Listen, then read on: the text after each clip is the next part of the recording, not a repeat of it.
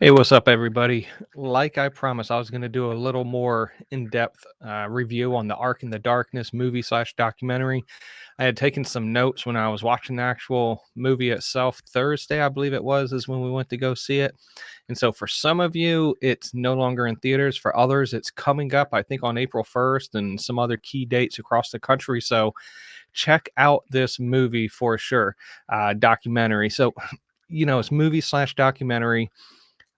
Basically, it draws on the storyline of Genesis. It goes from creation in the Garden of Eden to the fall, to the flood, to the Tower of Babel, and then really to the final judgment, the second coming of Jesus Christ in that judgment period at the end of the tribulation period. And so it really goes along that scale, that timeline. It has a main emphasis on the flood of Noah's day. And we'll talk a bit about that here in a minute. So, some call it a movie, some call it a documentary. It's documentary because there's probably about, I want to say, like 8 scientists and researchers that go ahead and just give evidence for different aspects of what the movie is actually detailing. And so you have these individual scholars that are talking about these bits and pieces of information, but they also have some excellent CGI that goes ahead and illustrates different aspects. So we could take the biblical account and sort of visualize what it may have been like in that day in the various aspects. So, like I said, I just want to go over the notes that I have taken when I was actually watching it.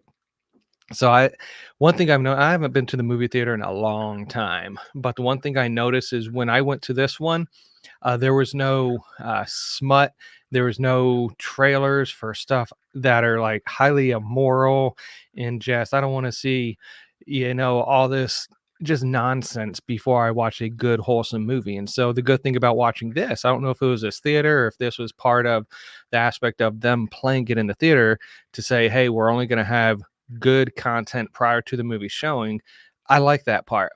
Now, for the trailers and the previews, there was some emphasis on the different ministries that had a role in this movie itself, as well as just some good, wholesome, if you will, advertisements and previews, things like that. So that was something that I'm not used to, but I was glad to see that. The movie was done by Genesis Apologetics in Sevenfold Films.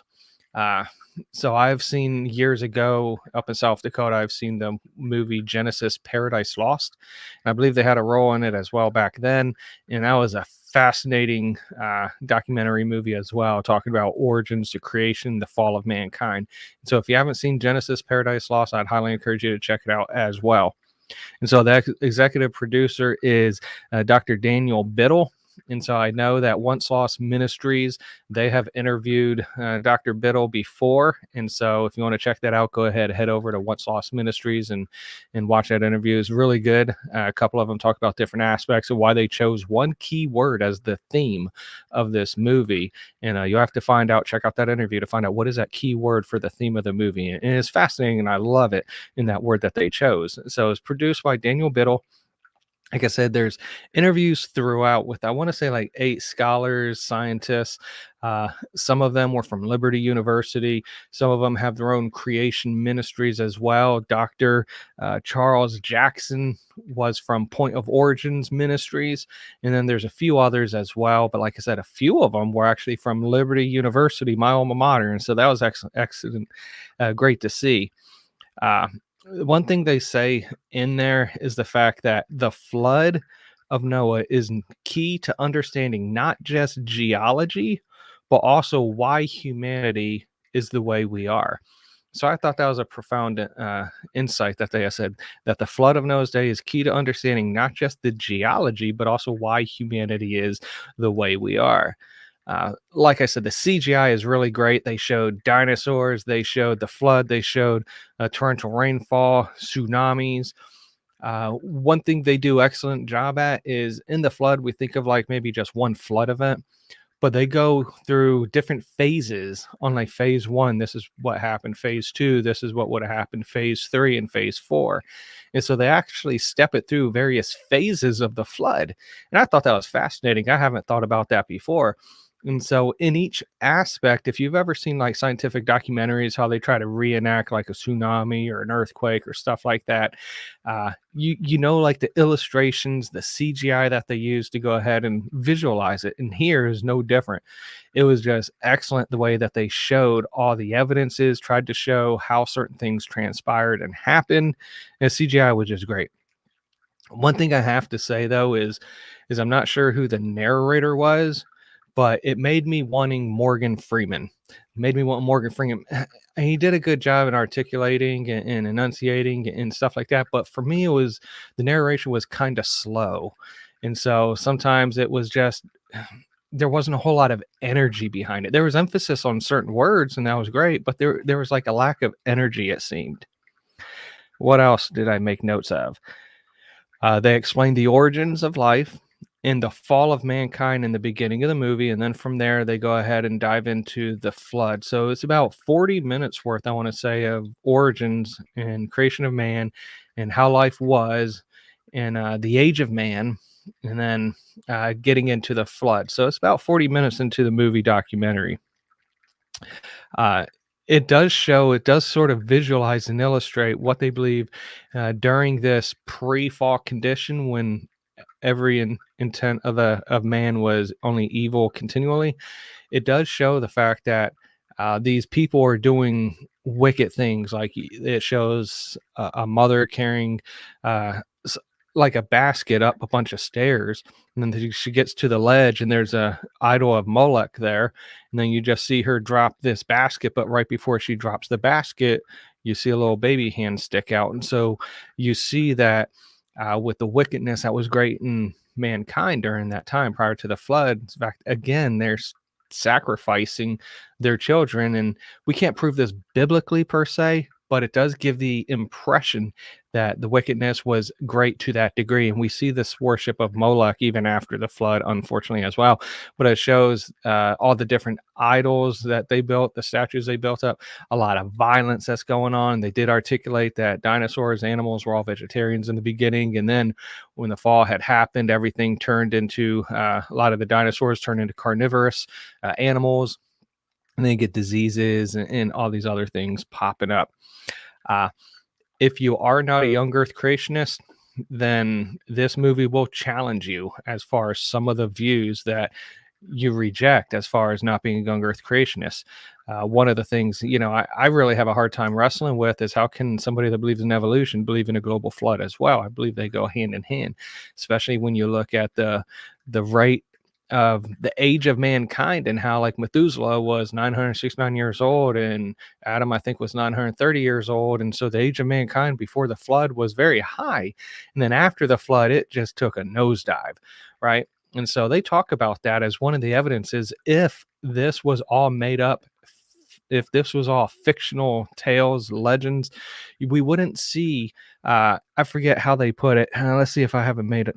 I didn't put a note, but there's like this age scale. What you would expect to see is just this constant descend of the age of mankind.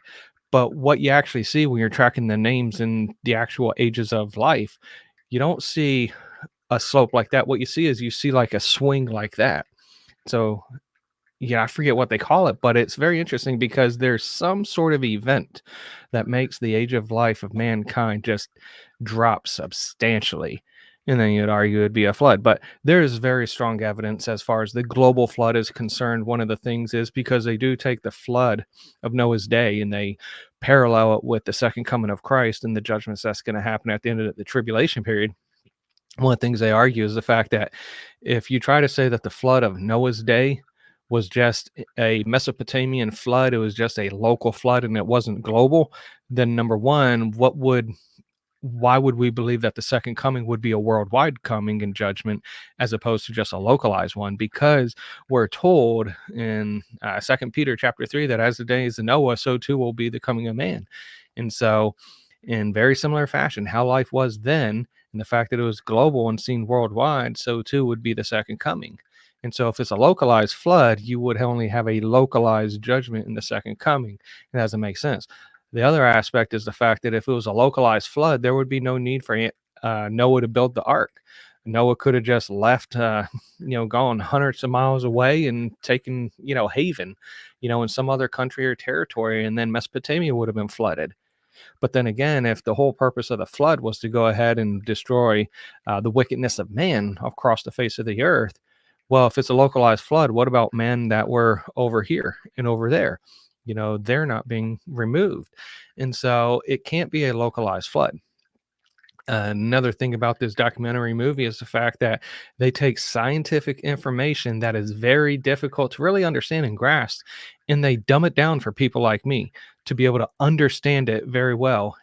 And like I said, with the CGI, they not only explain it, but they show it.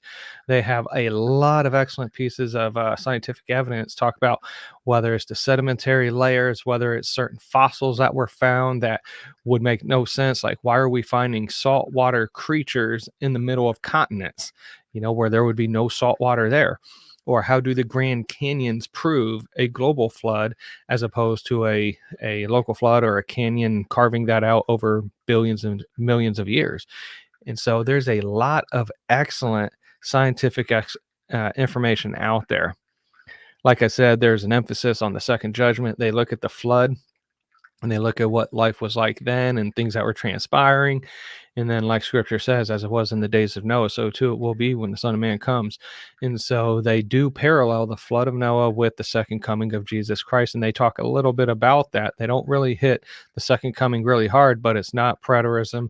It's not historicism. It's a futurism. They're dispensational. So that's great. And then the gospel presentation, they do a gospel presentation in the end. And then there's actually two people that sort of one gives a gospel, one sort of gives a gospel. But the gospel is something that, as a free gracer that believes faith alone in Christ alone by grace alone, I would definitely endorse that gospel presentation. And so for something that's going to be shown to thousands, if not hundreds of thousands of people, it was a very clear gospel presentation. So I really like that aspect also. Uh, that's pretty much all the notes that I have made. I did already talk to Dr. Charles Jackson, who is one of the scientists that was in the movie. And we are setting up an interview date between me and him. And then I'm going to be reaching out to a couple other people as well and setting up interviews also to go ahead and ask them about different parts of their role in this movie and in some of their key fields within science. And so if you're interested in checking those out, just follow the ministry. If you want us to go ahead and try to interview somebody from that movie and you have specific questions, don't hesitate to let me know in the comments here. Shoot me an email at c4capologetics@gmail.com. Otherwise, like I said, The Ark in the Darkness, excellent movie documentary. Again, they debunk the notion that you'd have to take hundreds of thousands of animals on the ark, and they go ahead and explain very clearly that it's really only about 6,000 animals they would have needed to take on the ark. And they wouldn't need to take huge adults because they need them to repopulate. So they would take the younger ones, and so they cover that very well, and a lot of other aspects. So again, fascinating movie, documentary, clear information, great, strong evidence for young Earth creationism. And just one other thing, one thing they hit very hard is they really draw on the fact in 2 Peter chapter 3, where Peter writes that they're willingly ignorant of the flood and they're willingly ignorant of creation. And the longer this world goes on, the fewer people there will be like me that believes in a literal young earth creation and that believe that God specially created us. And more people will willingly choose to believe and follow man's view of evolutionary hypotheses. I don't even want to call it a theory. And so they do hit that pretty hard, that it's a willing choice that these people are taking. And so if you're a believer and you believe in evolution, I would strongly encourage you to watch this documentary, look into Genesis Apologetics, look at the interview with Once Lost Ministries did, look in all these other creation ministries like Institute Creation Research, Answers in Genesis. We've done interviews with Dr. Jace Lau, Dr. Georgia Purdom, and other people. Really consider, do the events in Genesis chapter 1 chronologically compare and coincide with the evolutionary timetable? What you find out is Genesis 1 and evolution timetable, they do not match up in the sequence of events. So you either have to accept man's order of events or the Bible's order of events. And I'm going to take the Bible's order of events every time. But the longer this world goes, the more that people will be willingly ignorant of choosing man's ways over the word of God. And if that's you, I hope this documentary will challenge you in those views. And so go ahead and check it out. If it's too late for you to see it in your movie theaters, then wait for it. I'm sure it'll come out on video, Prime, DVD, whatever the case is. Go to Genesis Apologetics or Sevenfold Films and take a look, see if they have it available. But otherwise, if you have the chance, check it out. It's great. You're going to thank me later. And so that's it for this video. And so until next time, God bless.